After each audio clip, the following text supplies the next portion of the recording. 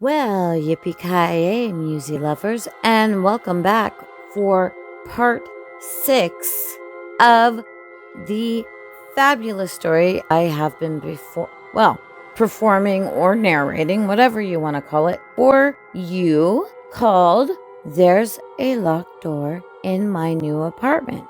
And again, this is part 6. So we number them so you can follow along. And without a lot of babbling, if you want any babbling, wait till the outro. And in 3, 2, 1. I see. Well, I'd better get going. He slapped his knee and stood up. If you ever want to drop by for a cup of coffee or lunch, Marjorie makes a hell of a casserole. Thanks. I weakly smiled. He turned around at the threshold, saying, "Oh, and one more thing. You be careful while hiking, yeah? Don't go too far ahead, even with that flashlight. That Route 5 can be tricky sometimes. You understand?" He was very serious. "Yeah, I got it." I nodded. I noticed that he was looking over my shoulder at the storage door. Good. He smiled and looked back at me after a moment of awkward silence, a weird pause. "Have a good one, Nate." He waved and left. Just like last time, I closed the door, replaying the conversation in my head. Was Vincent hiding something? My thoughts were interrupted when I saw the flashlight and rope on the table and remembered my mission for tonight. I took a nap in order to stave off being sleepy or any sleepiness sneaking up on me, and woke up around 8 p.m. I ordered some food and, like the previous night, turned on the TV, pass time. When it was 2 a.m., I took the flashlight and tested it to make sure it worked. I turned off all the lights in my apartment and made sure that this flashlight could illuminate a very good distance. I also took some spare batteries, despite the ones in the torch being fully charged, because you never know. I took the rope and tied it to the leg of the couch, and I tied the other end to my left wrist. I then proceeded to sit down on my couch and continued watching TV. 3:19 a.m.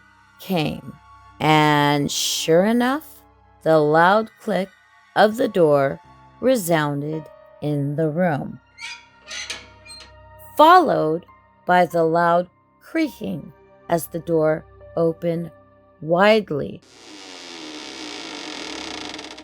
revealing the abysmal entrance in front. I stood up. It was time.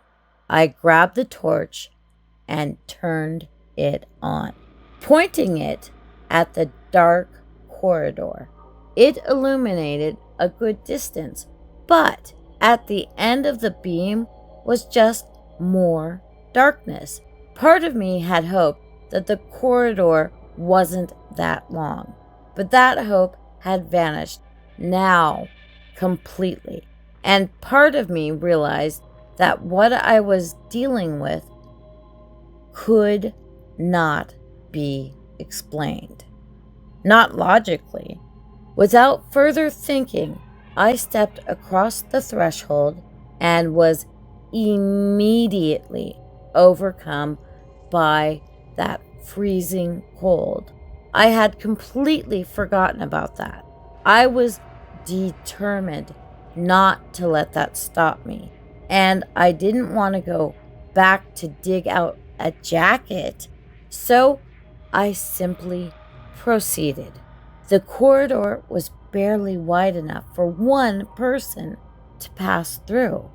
The ceiling was just inches above my head. The entire corridor seemed to be made out of plain concrete. The walls and the floor and the ceiling, all concrete. Step by step, I went deeper into the gaping mouth of darkness, leaving the solace of my apartment behind me and dragging the rope tied to my wrist. I glanced back at the open door every now and then, afraid it would close earlier than I expected. As I went further in, the light which emanated from my apartment through the cracks gradually became smaller and smaller and smaller until I could barely see it. I heard distant creaking from time to time, which enforced my theory that there were other doors on other sides and not just the one from my storage. My brain was telling me to stop and go back, but I was just too curious. I had to know what was on the other end. I went on, glancing at the watch from time to time. I figured I should go forward no more than 25 more minutes, give or take, so that I still had enough time to get back before the door closed. The door from my apartment was now just a small dot, and the creaking in the distance became more and more frequent. At moments, it felt like it was coming from behind me, the noises. So I'd turn around and look, but would see nothing. I glanced at my watch. It was 3:45 a.m. Just 5 more minutes, and then I'll turn back, I thought. I'll run back just so I can make it in time. I went on a little bit further and saw something different from the repetitive pathway up until now that I'd been seeing over and over and over. There was something white on the ground. I approached it and realized it was a piece of paper. I bent down and pointed my torch at it. There were 2 words scrawled on it. 2 simple words. Go back. I read the words aloud and stared at them in bewilderment. Who left this here?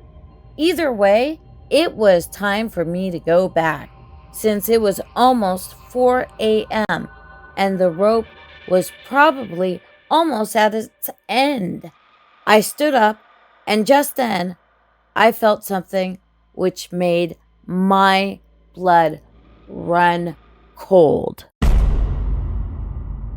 And with that, we have finished part 6 of There's a Locked Door in My New Apartment. Getting good? It's been good this whole time, but yeah, I would be a little freaked about now if I were listening. I'm reading and performing, so I'm actually really freaked. Anyway, my friends, I will see you very soon. Happy Spooktober and Yippee-Ki-Ya Musey lovers. Get used to that. I used to think it was cheesy the first time I did it, and now I can't stop. Because people have asked me when I didn't do it, where's the Yippee-Ki-Ya Musey lovers? So Yippee-Ki-Ya Musey lovers, have a great one. I will talk to you soon. We upload twice a week. Now I'm babbling for the outro. So I have more fun stuff up my sleeve to entertain you. Invite your friends, invite your family, share, subscribe, turn on your bell, and I'll talk to you soon. All right. Thanks for listening. Talk to you later. Bye.